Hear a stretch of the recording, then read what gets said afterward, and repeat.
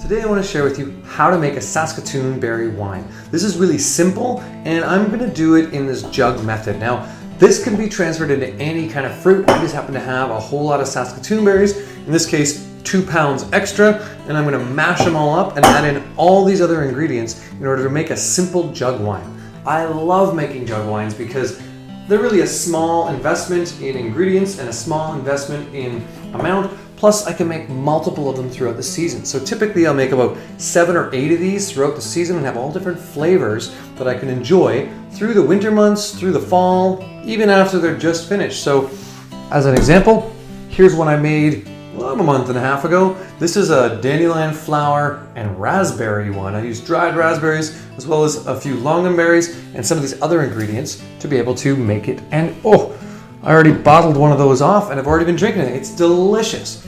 So, in order to make this, we gotta feed a yeast culture. We're gonna use a champagne yeast that we can get at a store, but in order to feed the yeast, it needs the right type of ingredients, which means that we wanna add in all those things. Yes, there are natural yeasts on the berries. We can either wash those off, cook them off, or leave them. In this case, I'm leaving the wild yeasts that are on the berries, and I'm adding in this champagne yeast. This has a really nice flavor as far as what it brings, and it also works really well with berries. Okay, and other fruits. So I've got some citrus. In this case, I don't want the whites, I just want the juice, and I just want the rinds. So I've peeled those back, and I've got lemon, as well as a grapefruit. I'm not gonna use this other grapefruit, but it's just here for show. I've also got some citric acid. Citric acid is just a little more of that citrus. I've also added in some orange juice and yeast nutrient, which is really just a bunch of B vitamins and a few minerals to help encourage that. Now a lot of that's in here, but we want to just make sure we have all the right ingredients so we have a healthy culture right off the bat. Last thing that the yeast needs is a bit of tannins. There are some tannins in the stems of these Saskatoon berries, but just to encourage, because not every fruit has tannins, I'm going to use just 1 black tea. This is a really simple method, and I throw it all together with a bit of extra sugar for the yeast to ferment on, and voila, within a month we have a beautiful mead. Now we want to watch this. It's going to bubble and get vigorous. We want to make sure that we don't have it overflowing, and just keep an eye on it.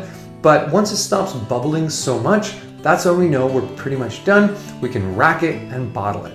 Sometimes we'll do that twice and just make sure, and then we'll bottle it. In order to get the best out of these Saskatoon berries, I'm gonna have to crush them, right? If I crush them, I'm gonna get more surface area and open them up so that the yeast can pull out the ingredients and the flavor is gonna come out. So I've washed my hands, and the first thing I gotta do is kind of get in here and just start mashing up Saskatoon berries. Okay, so I've got my Saskatoon berries all mashed up, and I'm gonna add just a little bit of water, kind of make it a little more juicy. Now, what I need to do is add in all these other ingredients. Essentially, taking just the rinds of these, the lemon and the grapefruit.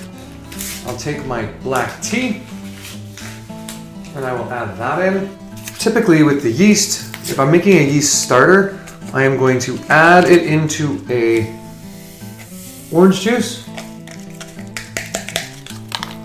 and add in a little extra citric acid. Add in a little bit of the yeast nutrient and give that a shake.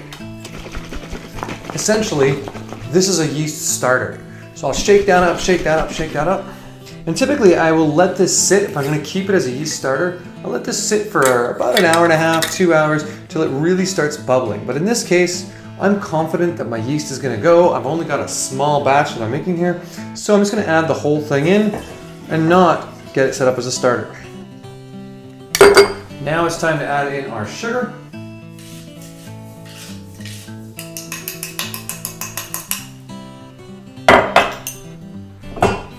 Add in our extra water to top it up.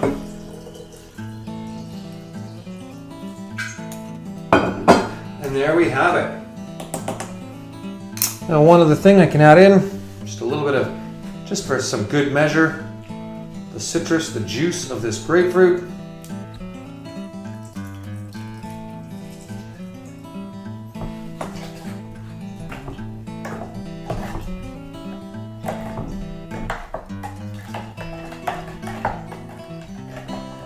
In order for this to ferment well, I'm going to need to give it lots of oxygen at first and oxygenate the yeast. And then I'm going to want to cap it. So I have a couple of options. Basically, what I will end up doing is just putting a lid on it at first and shaking it up.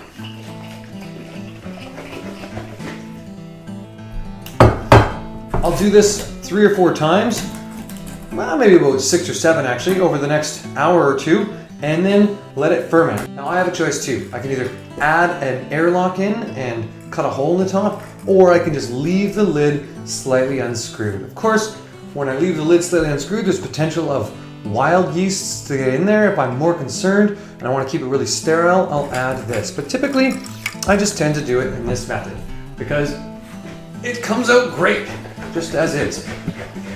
All right, so there you have it. That is a simple jug wine. This doesn't take very long to prep, doesn't take very long to make, just needs a little bit of observation. You can already see it's starting to bubble.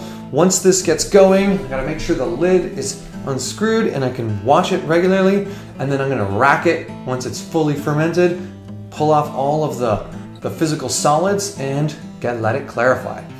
Easy, simple.